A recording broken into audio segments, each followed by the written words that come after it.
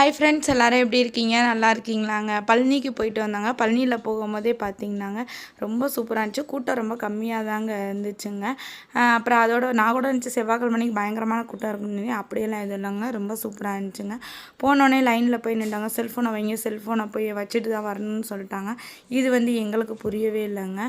சரி, என்ன செல் தானே, சுவிட்ச் ஆஃப் தானேங்க பண்ணணும், செல்ஃபோனை சுவிட்ச் ஆஃப் பண்ணிக்கலான்னு பார்த்தீங்கன்னா இல்லை, இங்கே போய் ஒரு லெஃப்ட் சைடு பார்த்தீங்கன்னா இந்த மாதிரி செல்ஃபோன் வைக்கும் போது அவங்க கையில் கொடுத்துறணும். அதுவும் சைலண்ட்லேயோ இல்லை ஃப்ளைட் மோட்லேயோ போட்டுறோன்னா நம்மளை ஒரு ஃபோட்டோ எடுக்கிறாங்க, நம்மளோட பேர், நம்மளோட ஃபோன் நம்பர் எழுதி வச்சுக்கிறாங்க.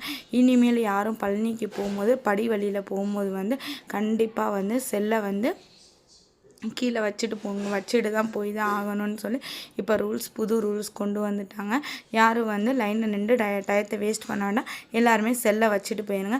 ஓகே ஃப்ரெண்ட்ஸ், என்னோட சேனல் பிடிச்சிருந்தா சப்ஸ்கிரைப் பண்ணுங்கள், லைக் பண்ணுங்கள், பெல் ஐக்கானுங்க. சாமியை ரொம்ப அழகாக தரிசனம் சூப்பராக பார்த்தோங்க. ஓகே ஃப்ரெண்ட்ஸ், பாய்.